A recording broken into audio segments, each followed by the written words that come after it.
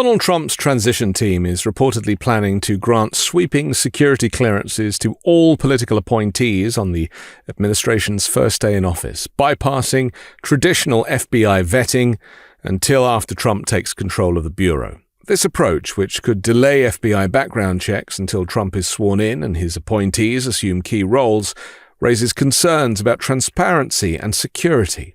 Historically, the FBI conducts initial vetting of appointees to flag potential vulnerabilities or risks, but skipping this process, Trump's team may sidestep delays that plagued several officials during his first presidency. Arguably Donald Trump himself as a convicted felon, somebody who has stolen and shared national secrets, would struggle to get a security clearance if they hadn't achieved the presidency themselves. Trump's team has long expressed mistrust in the FBI, stemming from the Bureau's role in investigating the Trump campaign during the 2016 Russia probe. This distrust appears to have influenced their current approach, with Trump allies questioning the necessity of having career officials involved in granting security clearances. If you just think about this for a moment, the Mueller investigation found many of Trump's senior campaign staff in his first election in 2016 to be working with the Russian Federation, and undoubtedly Donald Trump himself would have been prosecuted if he wasn't the president. All roads did indeed lead to Russia, and in fact, only recently we heard Vladimir Putin's spokespeople admit that Russia helped Trump get elected this time again, and they would expect something in return.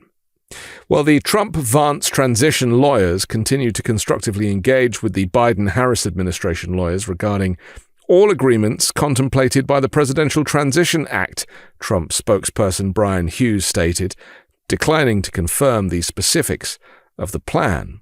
Well, we've just heard that they have finally signed the documentation that enables this transition. Whether or not they've met the requirements for this to take place, who only knows? I'm very much of the opinion that Donald Trump cares nothing for the protocols or the legal requirements that have been set out by previous presidencies. He just wants to run roughshod over the administrative state in any which way he can. Trump's previously argued that as president, he holds ultimate authority over security clearances, dismissing concerns about potential risks, because he is the potential risk. And his distrust of the FBI has been a recurring theme, with Trump frequently alleging that the agency is part of a deep state conspiracy against him. In the next breath, Donald Trump celebrates Vladimir Putin, talks about him as if they are best friends, and rejects the advances of America's allies, instead choosing the Kremlin as his closest accomplice.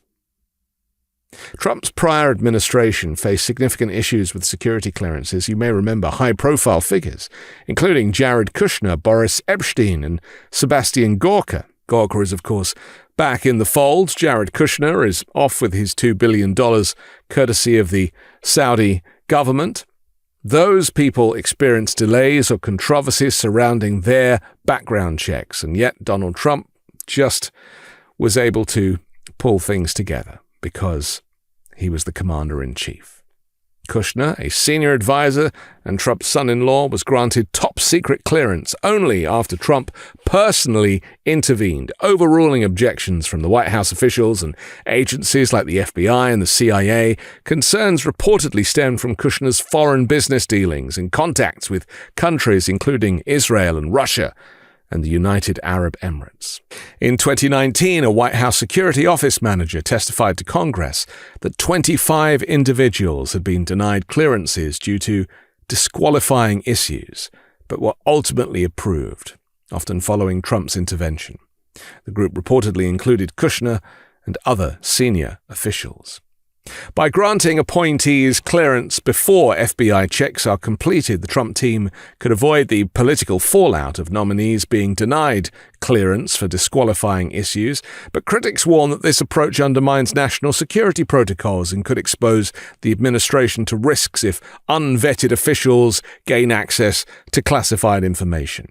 to me, this entire administration, with appointees that are from a veritable clown show, suggests that there is no due diligence when it comes to national security, and that many of these individuals, far-right, Christian nationalist, extremists, MAGA Republicans, that you wouldn't trust to look after your dog while you went to the grocery store, are actually the ones who are going to be running our major institutions.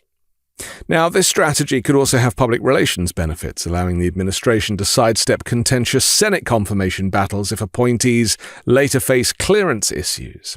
The plan reflects Trump's broader view of security clearances as a political tool rather than a national security safeguard.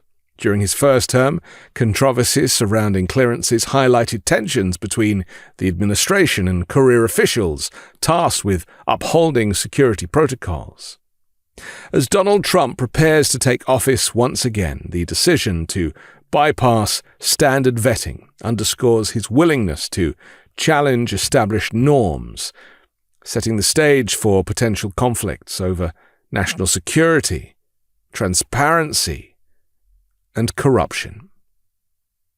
I'm Anthony Davis. You can find me on the 5 Minute News YouTube channel and podcast, on Wednesdays co-hosting Uncovered, and on Sunday on The Weekend Show with MeidasTouch. Love this video? Make sure you stay up to date on the latest breaking news and all things Meidas by signing up to the MeidasTouch newsletter at MeidasTouch.com/newsletter.